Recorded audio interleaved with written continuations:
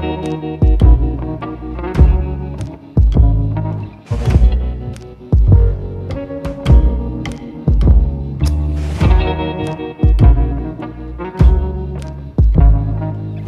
says she's a feminist.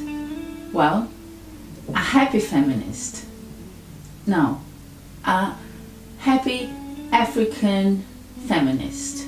But really, a happy black African feminist who wears heels, but for her and not for men. Yes, so I'm talking about Chimamanda Ngozie Adiche. She's a Nigerian writer, feminist, and activist. And clearly she also has a very, very good sense of humor.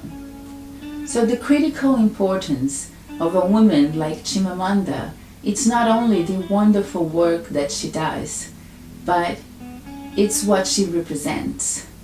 And that is reference. She is a reference for all women, to Latin women, to black women especially. She shows us that we are also smart and beautiful and intelligent, and that we can occupy all the places that we want to. We can all follow our dreams, that we are all worthy to be in the places that we want to be. She's from Nigeria, and she divides her time between Nigeria and the United States.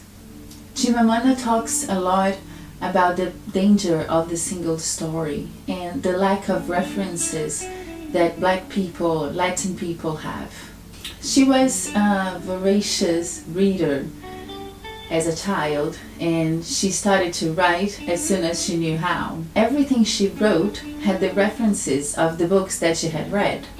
So she would write about things that weren't her reality because the books were either American or English literature, which is not a problem. It's only didn't reflect her reality.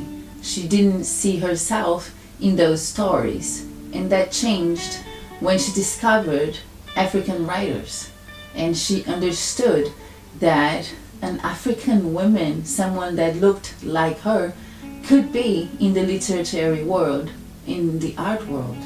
She also talks a lot about stereotypes and how they tell an incomplete story. They never say or tell the whole story with all the complexities and different points of view of a people, of a person, of a country. That's the danger of the single story that she talks about. And the great thing about Chimamanda is that she's not talking about people, about others. She's talking about herself and how she discovered that she did the same thing as a child and also as a grown woman, to think something about a people or a country, but not knowing everything. She also had her stereotypes, and it is very refreshing to see someone talking not about the other people, but about themselves and how they were doing something that wasn't completely right, and they understood, they realized it, and now they try to be different. Not that they are perfect, but they did realize and they're trying to make it better.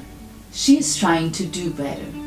To me, she represents this new world, a world that is full of diversity, full of different points of view, and has so much more references, different aesthetics, different backgrounds.